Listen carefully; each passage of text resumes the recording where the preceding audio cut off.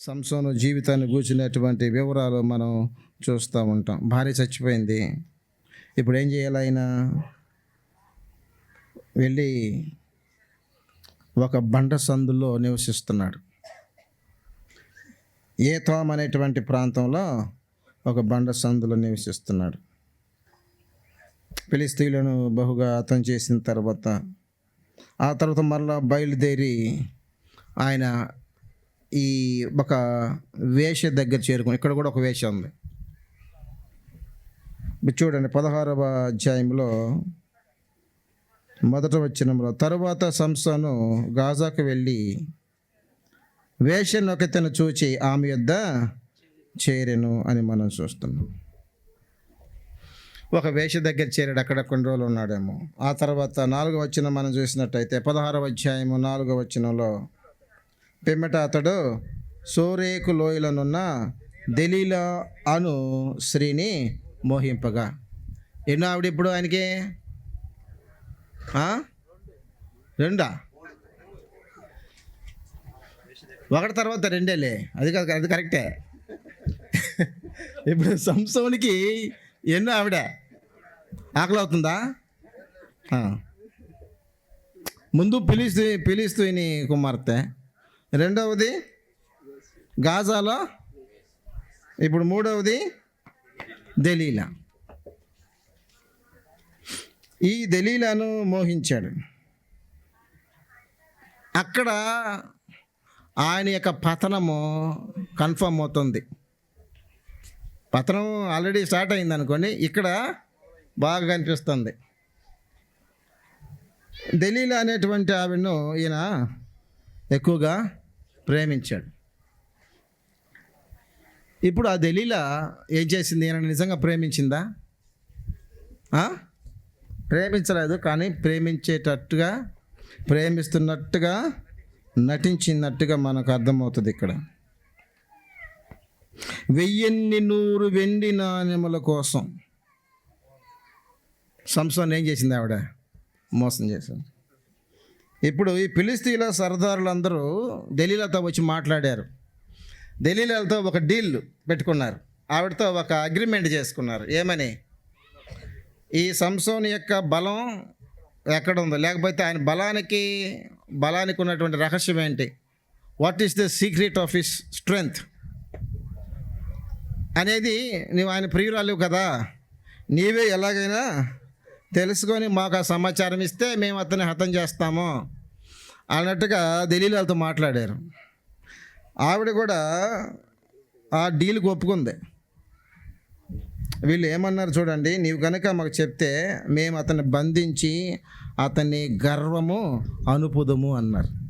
16వ అధ్యాయము 5వ వచనం ఆఖరి లైన్ చూడండి, మేము అతన్ని బంధించి అతని గర్వము అనుపుదము, అప్పుడు మాలో ప్రతివాడును 1,100 వెండి నాణెములను నీకు ఇచ్చిదమని చెప్పిరి. కాబట్టి దెలీలా, నీ మహాబలము దేనిలో ఉన్నదో, దేని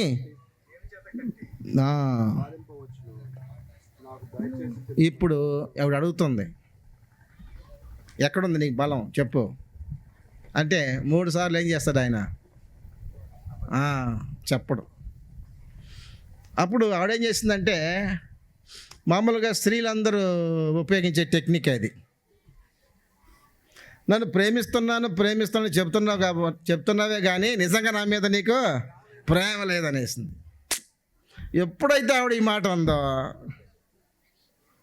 మనోడు మరలా ఫిక్స్ అయ్యాడు. ఏమని? ఎందుకు దీంతో వచ్చింది గొడవ, చెప్పేస్తే పని అయిపోద్ది. ప్రేమ లేదంటుంది. ఏమంటుంది? ప్రేమిస్తున్నాను అంటున్నావు కానీ నిజంగా నీకు నా మీద ప్రేమ లేదనేసరికి అయ్యగారు కూల్ అయిపోయి నిజం చెప్పాడు. నిజం చెప్పిన తర్వాత ఆవిడ ఏం చేసింది? హాయిగా తోడ మీద పడుకోబెట్టి నిద్రపుచ్చింది. బాగా ఏమేమి మాటలు చెప్పి నిద్రపుచ్చిందో. మామూలుగా చిన్నపిల్లలే ఏ కథ చెప్పకపోయినా, ఏ పాట పాడకపోయినా నిద్రపోరు. మామూలుగా మరి మాకు మగాడు నిద్రపోచాలంటే ఎన్ని మాటలు చెప్పాలా, ఇంక ఎన్ని స్టోరీలు చెప్పాలి? పిల్లలను నిద్రపుచ్చే అలవాటు మీకుందా? నేను కూడా ట్రై చేసి విఫలమైపోయా. మా మనవరు అంటారు. ఒక పెద్ద మనిషిని, ఒక మగాడిని నిద్రపుచ్చాలి. 19వ వచనం చూడండి, 16వ అధ్యాయం 19వ వచనంలో, ఆమె తన తొడ మీద అతని నిద్రపుచ్చి ఒక మనిషిని పిలిపించి వాని చేత అతని తల మీద 7 జడలను క్షౌరము చేయించి అతని బాధించుటకు మొదలుపెట్టాను. ప్రేమించుటకు మొదలుపెట్టిన ఆవిడ ఇప్పుడు బాధించుటకు మొదలుపెట్టాను అనేది అక్కడ వచ్చింది. ఇప్పుడు దీన్ని బట్టి ఏం అర్థమవుతుంది? మీ పేరేంటి? మీరు భలే రెస్పాండ్ అవుతున్నారు. మీ పేరేంటి? నాయుడు గారు. దీన్ని బట్టి ఏం అర్థమైంది మీకు? భార్యను తప్ప ఇంకెవతని ప్రేమించకూడదని నాకు అర్థమవుతుంది. అదే నిజమైన ప్రేమ. భార్యని ప్రేమిస్తే అదే నిజమైన ప్రేమ. ఏంటండి? ప్రేమించడానికి మొదలుపెట్టిన ఆవిడ ఇప్పుడు బాధించడానికి మొదలుపెట్టింది. శుభ్రంగా, ఇక మీ భాష చెప్పాలంటే శుభ్రంగా గీకేసింది మొత్తం, ఏమి లేకుండా మొత్తం 7 జడలు క్షౌరం చేయించింది. 19వ వచనం ఆఖరి లైన్ చదువుతుంటే చాలా బాధగా ఉంటుంది. ఒక బలాఢ్యుడు, ఒక పరిశుద్ధమైనటువంటి ఉద్దేశం కొరకు దేవుని చేత పుట్టింపబడినటువంటి ఒక వ్యక్తి గొడ్రాల యొక్క గర్భాన్ని తెరిచి దేవుడు తన ప్రజలను రక్షించడానికి పుట్టించినటువంటి ఒక బలాఢ్యుడు. చూడండి, ఒక స్త్రీ యొక్క ప్రేమ దగ్గర ఓడిపోయాడు. 19వ వచనం ఆఖరి లైన్ చదువుతున్నాను, అప్పుడు అతనిలో నుండి బలము తొలగిపోయాను. A mighty man became a weak. A strong man became a weak man. బలహీనుడైపోయాడు. ఆయన నుండి బలం అంతా కూడా పోయింది, ఇక బలం లేదు. 20వ వచనం, ఆమె సంసోను ఫిలిష్తీయులు నీ మీద పడుచున్నారనగా అతడు నిద్ర మేలుకొని ఎప్పటి ఎట్లు నేను బయలుదేరి విడజిమ్ముకొందునని కొనెను. అయితే యెహోవా తనను ఎడబాసనని అతనికి తెలియలేదు. బలం మాత్రమే పోయింది ఆయన దగ్గర నుంచి, దేవుడు కూడా విడిచిపెట్టాడు. ఏ దేవుడైతే ఆయన పుట్టించాడో, ఏ దేవుడైతే ఆయనకు బలాన్ని ఇచ్చాడో, అదే దేవుడే ఇప్పుడు ఆయనను ఎడబాసనని మనం ఇక్కడ చూస్తూ ఉన్నాం. సహోదరులారా, ఈ సంసోను మరలా ఎలా పుంజుకున్నాడు అనేది మనం జాగ్రత్తగా గమనించాలి. ఇప్పుడు ఫిలిష్తీయుల సర్దారులు ఏం చేశారు? ఆయన పట్టుకొని బంధించి ఒక ఘోరమైన పని చేశారు. ఆయన కన్నులను ఊడదీసి, చొక్కా ఊడదీయడం అంటే మనకు తెలుసు, ప్యాంట్ ఊడదీయడం, చొక్కా ఊడదీయడం. కన్నులను ఊడదీయడం అంటే 2 కన్నులను he was bound and blinded. బంధించి కండ్లు బీకేశారు. కండ్లు బీకే ఏం చేశారు? సంఖ్యల చేత అతన్ని బంధించి, ఇత్తడి సంఖ్యల చేత బంధించి బందీ గృహంలో తిరగలి విసిరేవాడిని చేశారు. ఆఖరికి ఆయన బట్టిన గతి చూసారా? బందీ గృహం, గుడ్డివాడిగా, బలహీనుడిగా, గుడ్డివాడిగా, బందీగా బందీ గృహంలో తిరగలి విసిరేవాడు అయ్యాడు. అయితే క్షౌరము చేయబడిన తర్వాత అతని వెంట్రుకలు తిరిగి మొలచుటకు మొదలుపెట్టెను. ఇప్పుడు సంసోను బందీ గృహంలో తిరగలి విసురుతూ ఉన్నాడు. ఈ ఫిలిష్తీయుల సర్దారులు అందరూ పండగ చేసుకుంటున్నారు. వాళ్ళు ఏంటి? మా దేవత, వారికి ఒక దేవత ఉంది. ఆ దేవత పేరేంటి? దాగోన్ అనేటువంటి మా దేవత మా శత్రువును మా చేతికి అప్పగించిందని సంతోషపడుతూ ఏం చేస్తున్నారు వాళ్ళు? ఆ ఆ దేవతకు ఆ దేవతను వారు ఏం చేస్తున్నారు? పూజిస్తున్నారు, పొగుడుతూ ఉన్నారు. ఇలా జరుగుతూ ఉంది.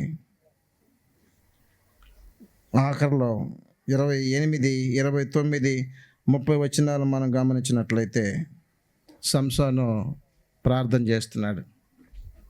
The last prayer of Samson. ఆఖరి ప్రార్థన అంటే ఇక్కడ కాదు, సంసోను జీవితంలో ఆయన చేసిన ఆఖరి ప్రార్థన. ముగింపు ప్రార్థన ఎప్పుడు రాదు, చెప్పాను కదా 1:30 సంసోను చివరిగా ప్రార్థన చేస్తున్నాడు. యెహోవా ప్రభువా, దయచేసి నన్ను జ్ఞాపకం చేసుకొనము. దేవా, దయచేసి ఈసారి మాత్రమే నన్ను బలపరచము. నా 2 కన్నుల నిమిత్తము ఫిలిష్తీయులను ఒక్కసారే దండించి పగ తీర్చుకోమని యెహోవాకు మొరపెట్టాను. ఇశ్రాయేలీలు మొరపెడితే సంసోను ద్వారా దేవుడు రక్షించాలి. ఇశ్రాయేలును రక్షించడానికి పుట్టించిన వాడే ఇప్పుడు మొరపెడుతున్నాడు. ఇప్పుడు రక్షించేవాడికే దిక్కులేదు. ఇప్పుడు ఈయన మొరపెడుతున్నాడు. దయచేసి అనే పదాలు 2 సార్లు ఉపయోగించాడు. యెహోవా ప్రభువా, దయచేసి నన్ను జ్ఞాపకం చేసుకొనుము. దేవా, దయచేసి ఈసారి మాత్రమే, అంటే ఇక నేను ఇదే last chance, give me last chance అన్నట్టుగా ఇంకొక అవకాశం ఇవ్వండి. ఈ ఒక్కసారి మాత్రమే నన్ను బలపరచము.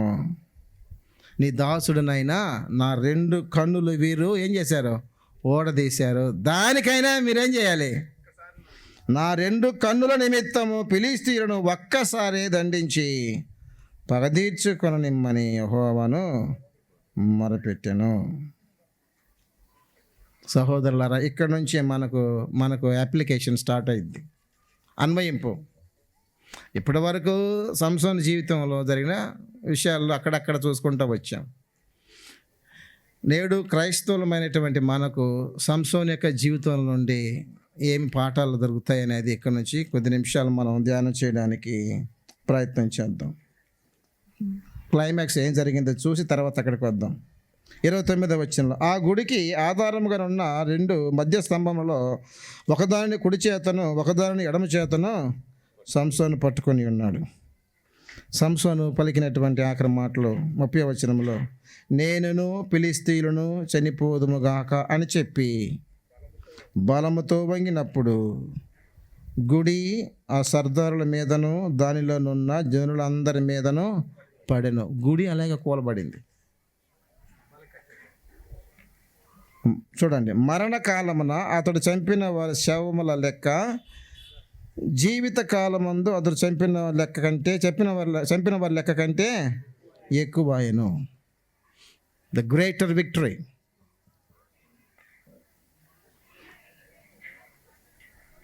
సహోదరులారా, ఇక్కడ మనం ఒక విషయం గమనించాలి.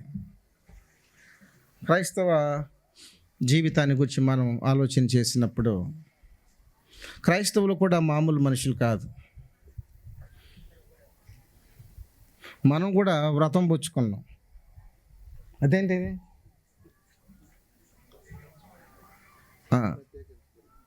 మన వ్రతం ఏంటి తెలుసా? యాజక వ్రతం మంది. ఏం వ్రతమో? యాజక వ్రతం మంది. 1 పేతురు 2వ అధ్యాయం 9వ వచనంలో, అయితే చీకటిల నుండి ఆశ్చర్యకరమైన తన వెలుగులోనికి మిమ్మల్ని పిలిచిన వాని గుణాతిశయమును ప్రచురము చేయ నిమిత్తము రాజులైన యాజక సమూహం, రాజులుగా యాజకులుగా ఉండడానికి ఉంటూ దేవుని గుణాతిశయములను ప్రచురం చేయడానికి దేవుడు మనల్ని పిలిచాడు అని అక్కడ పేతురు మనకు తెలియజేస్తాడు. అసలు జగత్తు పునాది వేయబడక మునిపే మనల్ని ఆయన తన సంకల్పంలో ఎన్నుకున్నాడు, నిర్ణయించాడని మనం చూస్తాం. నిర్ణయించి ఏం చేశాడు? పిలిచి ఏం చేశాడు? మనలను వాక్యము చేత సువార్త ద్వారా మన పాపమును కడిగి మనను శుద్ధీకరించి ఆయన పరిచర్య కొరకు మనలను ప్రత్యేకపరుచుకున్నాడు. అది ఎప్పుడు కూడా మనం మర్చిపోకూడదు. ఈ క్రైస్తవ జీవితం క్రొత్త నిబంధనలో యుద్ధంతో పోల్చబడింది, పరుగు పందెంతో పోల్చబడింది. బహుమానం పొందినంతగా మీరు పోరాడాలి, పరిగెత్తాలి అనేటువంటి హెచ్చరికలు మనకు ఇవ్వబడ్డాయి. ఇవన్నీ కూడా మనం క్రొత్త నిబంధనలో చూస్తూ ఉన్నాం. సంసోన్ యొక్క జీవితంలో ఆయన ఎన్ని సంవత్సరాలు ఇశ్రాయేలుకు న్యాయాధిపతిగా ఉన్నాడు? 20 సంవత్సరాలని మనం చూస్తున్నాం. 31వ వచనంలో ఆ మాట మనం చూస్తూ ఉన్నాం. ఆయన చనిపోయిన తర్వాత అప్పుడు అతని స్వజనులు ఏం చేశారు? అతని తండ్రి ఇంటి వారు, అతని స్వజనులందరూ కూడి అతన్ని మోసుకొని పోయి ఏం చేశారు? తన తండ్రి అయిన మనోహ సమాధిలో అతన్ని పాతిపెట్టారు. అతడు 20 సంవత్సరములు ఇశ్రాయేలులకు అధిపతిగా ఉండేను అని మనం చూస్తూ ఉన్నాం. 20 yearsలో ముందు బలవంతులుగా ఉన్నాడు, తర్వాత బలహీనుడయ్యాడు. కానీ జీవితపు చివరిలో మరలా బలవంతుడుగానే బలం తెచ్చుకున్నాడు. పోగొట్టుకునేటువంటి బలాన్ని మరలా దేవుని వలన పొందాడు. చనిపోయేటప్పుడు అతడు జయశాలిగా చనిపోయాడు. He died as a victorious man. He died as a mighty man again by the help of God. దేవుని యొక్క సహాయాన్ని బట్టి, దేవుని యొక్క కృపను బట్టి మరల ఏమయ్యాడు? ఆయన బలవంతునిగానే, జయశాలిగానే, విజయాన్ని సాధించిన వానిగానే ఆయన చనిపోయాడని మనం చూస్తున్నాం. ఆయన జీవితకాలంలో ఎంతమందిని హతం చేశాడో అంతకంటే ఎక్కువ మందిని చనిపోయేటప్పుడు ఆయన చంపినట్టుగా మనం ఇక్కడ చూస్తూ ఉన్నాం. సహోదరులారా, సహోదరులారా, సంసోన్ యొక్క జీవితంలో మనం కొన్ని నెగటివ్ పాయింట్స్ని లేదా కొన్ని పాజిటివ్ పాయింట్స్ చూడవచ్చు. నెగటివ్, పాజిటివ్ రెండు అందరి జీవితాల్లో ఉంటాయి. సంసోన్ ఒక్కరి జీవితంలో కాదు, మన అందరి జీవితంలో కూడా ఉంటాయి. కాకపోతే నా బలహీనతలు నీకు కనబడవు, నీ బలహీనతలు నాకు కనబడవు అంతే. కొన్ని కనపడతాయి, కొన్ని కనపడవు. అందరి జీవితాల్లో ప్లస్ మైనస్లు, నెగిటివ్లు, పాజిటివ్లు అనేవి ఉంటాయి. సరే, సంసోన్ జీవితంలో మరొకసారి రివ్యూ చేస్తాను చూడండి. సంసోన్ యొక్క తల్లిదండ్రులు ఆయన మీద చాలా అక్కరగా ఉన్నారు. They were so concern about the child. పుట్టబోయేటువంటి ఆ బిడ్డ నిమిత్తం తల్లిదండ్రులు ఎంతో అక్కర కలిగి ఉన్నారు. కానీ ఈ బిడ్డకు వాళ్ళ మీద అక్కర లేనే లేదు. పెళ్లి చేసుకొని విందుకు రమ్మని పిలిచాడు తండ్రిని. పెళ్లి చేసుకొని రిసెప్షన్కి రమ్మన్నట్టు కదా. ఈయనకు అక్కర ఉందా తల్లిదండ్రుల మీద? తల్లిదండ్రులకి ఈయన మీద ఉన్నంత అక్కర ఆయన మీద. అప్పుడు నెగటివ్ ఉంది, పాజిటివ్, మైనస్ ఉంది, ప్లస్ ఉంది, మైనస్ ఉంది. ఆ తర్వాత ఒకప్పుడు ఆయన విధేయుడిగా ఉన్నాడు కదా, నాజూరు చేయబడినవాడు కదా. ఆ విధేయుడు ఏమయ్యాడు తర్వాత? అవిధేయుడు. ఒబీడియంట్ మ్యాన్ బికేమ్ డిసొబీడియంట్ కదా. విధేయుడిగా ఉన్న ఆయన అవిధేయుడయ్యాడు. ఆ తర్వాత ఏమయ్యాడు? ఫిలిష్తీయులను పగ తీర్చుకోవాలనుకొని పనిచేసి వాళ్ళ పగకి ఈయన గురయ్యాడు. He seeks to take revenge but he was revenged. ఆ తర్వాత ఏం చూస్తాం మనం? దేవుని ఆత్మ ఆయనను రేపింది, కానీ ఆయనలో ఉన్నటువంటి బలహీనత ఆయనను కృంగజేసింది. దేవుని ఆత్మ రేపుతూ ఉంటే ఆయనలో ఉన్న బలహీనత ఆయనను కృంగజేస్తూ ఉంది. He was strong physically but week morally కదా. ఇచ్చ, శరీరేచ్ఛ, నేత్రాశ, ఈ బలహీనతలు ఆయనను కృంగజేసినట్లుగా మనం చూస్తాం. ఆ తర్వాత జయం. ఆయన జీవితంలో సాధించిన విజయాల కంటే కూడా జీవితపు ఆఖరిలో సాధించినటువంటి విజయము చాలా గొప్పదిగా మనం చూస్తూ ఉన్నాం. సో ఇలాగూ మన అందరి జీవితాల్లో కూడా ముఖ్యంగా క్రైస్తవ జీవన విధానంలో ఇలాంటివన్నీ కూడా అంటే ఎల్లప్పుడూ మన యొక్క విశ్వాస పరిమాణము ఒకేలాగా ఉండడమో లేదు, ఉండదు కూడా. ఎందుకంటే రక్తమాంసాల్లో ఉన్నాం, ఉద్యోగంలో, కుటుంబంలో, స్థానిక సంఘంలో, సమాజంలో అంటూ పలు విధమైనటువంటి పాత్రలు మనం పోషిస్తూ ఉన్నాం. అలాంటప్పుడు మన విశ్వాసాన్ని దెబ్బతీసే విధంగా, మన విశ్వాస పరిమాణం తగ్గించే విధంగా కొన్ని పరిస్థితులు మనలను ప్రభావితం చేస్తాయి. ఒకసారి కాకపోయినా ఒకసారి మనం ఏం చేస్తాం, వాటికి లోబడిపోయి విశ్వాస విషయంలో బలహీనం అవడం, ఇదంతా మామూలుగా జరిగేదే. మొదటి శతాబ్దంలోనే ఈ పరిస్థితి ఉందంటే ఇప్పుడు ఉండదా? మొదటి శతాబ్దంలో ఉన్నదనడానికి చాలా రుజువులు ఉన్నాయి. ఒకే ఒక రెఫరెన్స్ చెప్తాను. 1 కొరింథీ 11 అధ్యాయంలో, ఇందువలననే మీలో చాలామంది బలహీనులు, రోగులు అయి ఉన్నారు, చాలామంది నిద్రించుతున్నారు.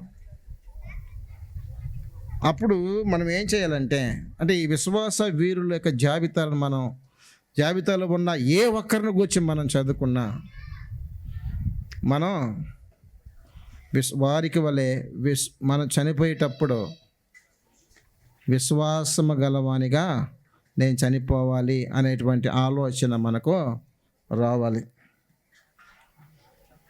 ఈ సంసోను ఎలాగైతే మరలా పుంజుకున్నాడో, ఎలాగైతే రెస్టోర్ అయ్యాడో, తను తాను పునరుద్ధరించుకున్నాడో, అలాగూ మనం కూడా మనం ఏ స్థితి నుండి పడ్డామో, లేక ఏ విషయంలో మనం బలహీనమైపోయామో అక్కడి నుండి మరలా తిరిగి రావడానికి, మరలా బలము తెచ్చుకోవడానికి, విశ్వాస విషయంలో బలవంతం కావడానికి మనం ప్రయత్నం చేయాలి. సామెతల గ్రంథం 14వ అధ్యాయము 24వ అధ్యాయం 16వ వచనంలో ఒక మాట ఉంది. నీతిమంతుడు 7 మార్లు పడినను ఏం చేస్తాడంట? తిరిగి లేస్తాడు. సంసోను పడ్డాడు, మళ్ళీ తిరిగి లేచాడా లేదా? తిరిగి మళ్ళా లేచినట్లుగా మనం ఇక్కడ చూస్తూ ఉన్నాం. కాబట్టి సహోదరులారా, సహోదరులారా, మన విశ్వాసము జయించాలి. అర్థమవుతుందా? మనం ఇశ్రాయేలీలు యెహోషువ నాయకత్వం క్రింద యెరికోను ఎలా పట్టుకున్నారో మనం చూసాం కదా. విశ్వాసమును బట్టి 7 దినములు ప్రదక్షిణము చేయబడిన తర్వాత యెరికో గోడలో కూలెను అని మనం చదువుతాం.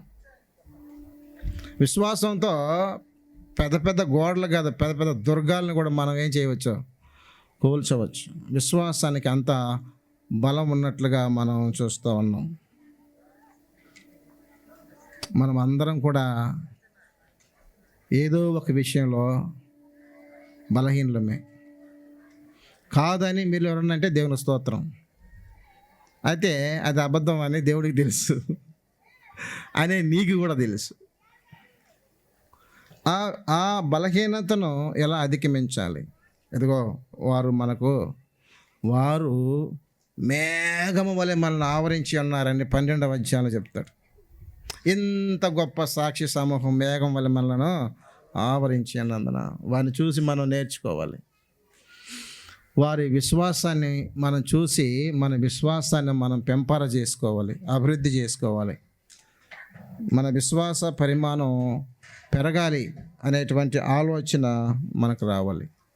ఒక క్రైస్తవుడిగా నేను చనిపోయేటప్పుడు నేను ఎలా చనిపోవాలి? విశ్వాసము గలవానిగా చనిపోవాలి. లేకపోతే జయించిన వానిగా నేను చనిపోవాలి. I must die as a overcomer. Yesu ప్రభు ఈ లోకాన్ని జయించాడు. నేను ఈ లోకాన్ని జయించిన ప్రకారం మీరు కూడా జయించినట్లయితే అని వాగ్దానం చేశాడు. ఎక్కడ? ప్రకటన గ్రంథము 2-3 అధ్యాయాల్లో ఆసియాలో ఉన్నటువంటి 7 స్థానిక సంఘాలకు రాయబడినటువంటి 7 పత్రికల్లో కూడా జయించువానికి అనే పదాలు మనం చూస్తూ ఉంటాం. క్రైస్తవులుగా ఈ లోకంలో మనం జీవించేటప్పుడు మొట్టమొదటిగా మనం మన శరీరాన్ని జయించాలి. కదా.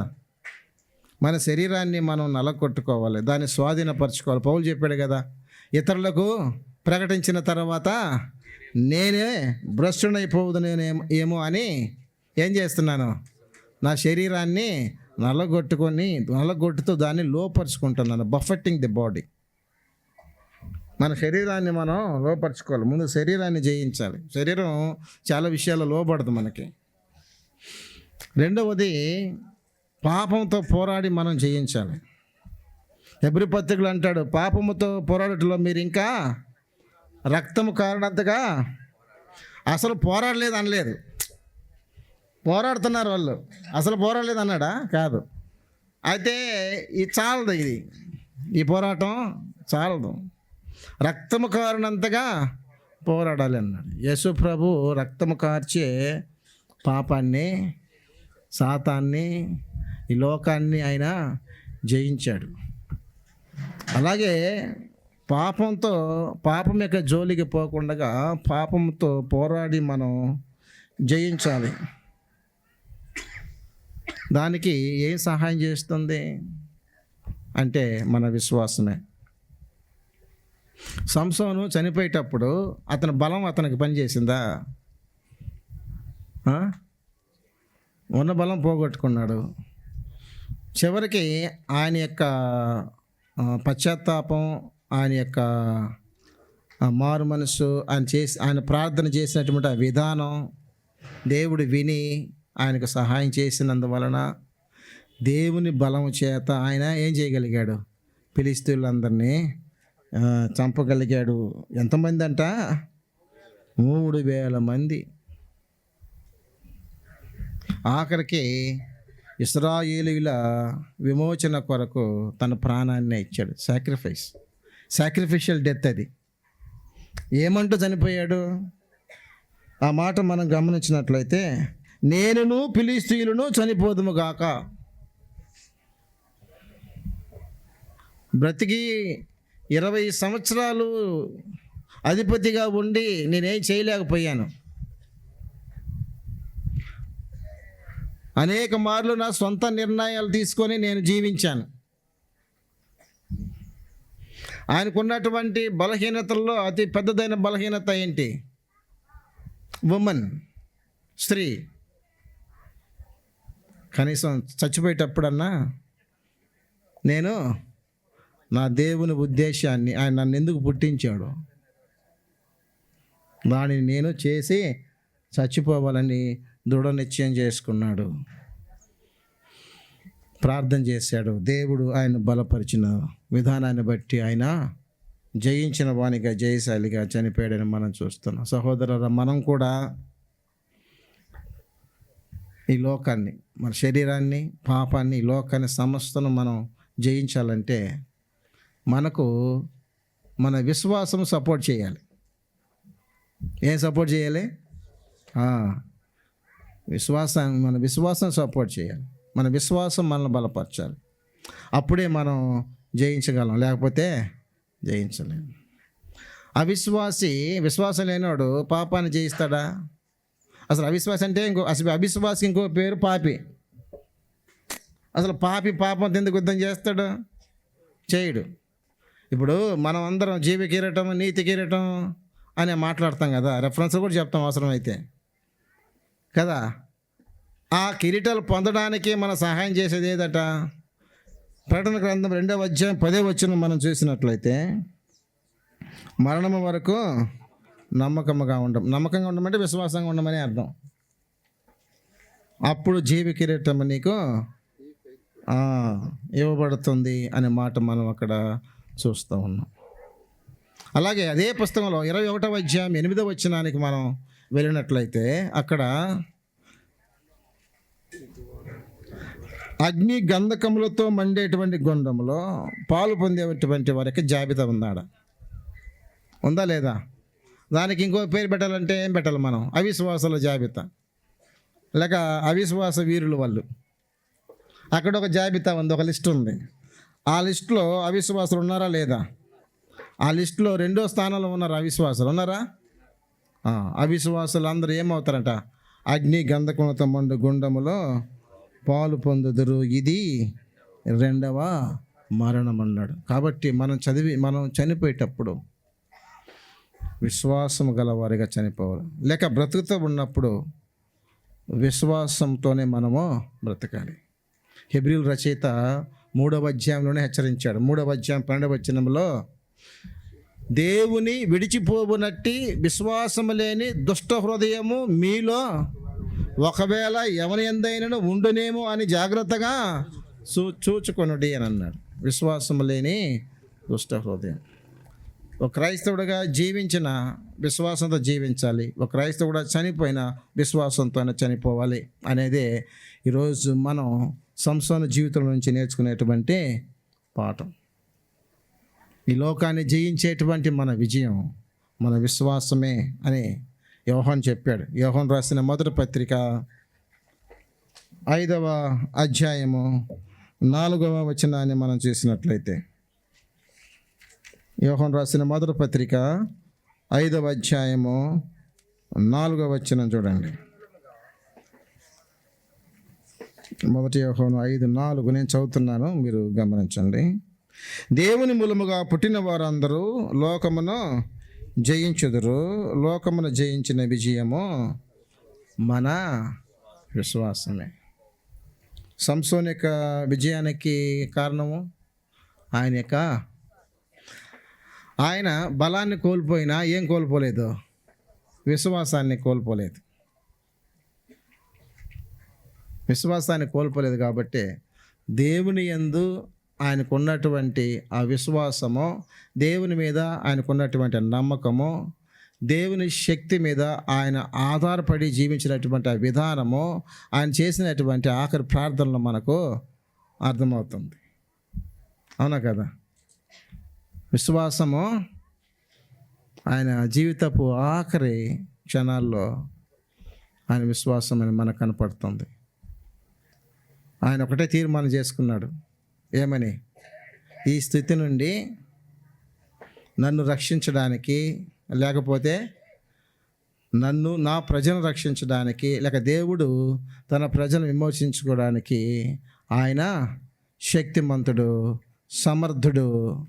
మై గాడ్ ఈజ్ ఏబుల్ అనేది సంసోను తన జీవితపు చివరి గడియల్లో గ్రహించాడు. అందుకే ఆయన ప్రార్థనలో, ఈ ఒక్కసారి మాత్రం నన్ను బలపరచు అంటే, దేవుడు బలపరిస్తే మనల్ని ఎవరిగా ఆపలేదు. అందుకనే మన సొంత నిర్ణయాలు, మన సొంత కోరికలు, మన స్వకీయ శక్తి, వీటినన్నిటిని ప్రక్కన పెట్టాలి అనేదే సంసోను జీవితం మనకు నేర్పుతుంది. నా నిర్ణయం కాదు, నా తీర్మానం కాదు, నా శక్తి కాదు. అర్థమవుతుందా? పౌలు ఒక మాట అన్నాడు ఫిలిప్పీలకు రాసినప్పుడు, నన్ను బలపరచు వాని యందు నేను సమస్తమును చేయగలను.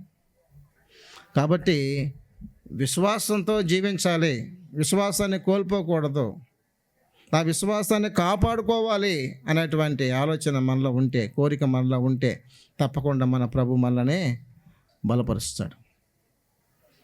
మనం కూడా విశ్వాసం గలవారమై మృతి పొందేటువంటి అవకాశం ఉంది.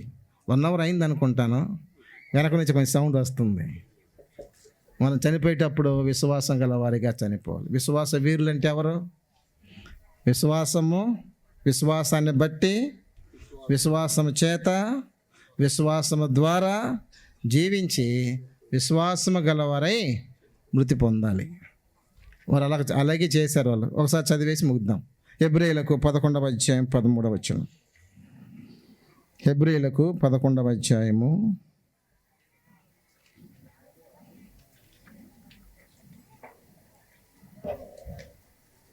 11వ అధ్యాయం 13వ వచనంలో 13వ వచనమే కరెక్టే. వీరందరూ ఆ వాగ్దానముల ఫలము అనుభవింపకపోయినను దూరము నుండి చూచి వందనము చేసి తాము భూమి మీద పరదేశమును యాత్రికులమై ఉన్నామని ఒప్పుకొని విశ్వాసము గలవారై మృతి పొందిరి. క్రీస్తునందు నా ప్రియ సహోదరి సహోదరులారా, మనం మృతి పొందేటప్పుడు మనలో ఏం ఏం తగ్గకూడదు? విశ్వాసం తగ్గకూడదు. మనం చనిపోయేంత వరకు లేక మన ప్రభు వచ్చేంత వరకు మనం మన యొక్క విశ్వాసాన్ని కాపాడుకోవడానికి ప్రయత్నం చేద్దాం. పౌలు అన్నాడు కదా, నా విశ్వాసమును కాపాడుకుంటుని అనేటువంటి తృప్తితో మనం ఈ జీవిత యాత్రను ముగించడానికి ప్రయత్నం చేద్దాం. సమర్థుడైన దేవుడు మనకు సహాయం చేస్తారు. మీకు అందరికీ వందనాలండి.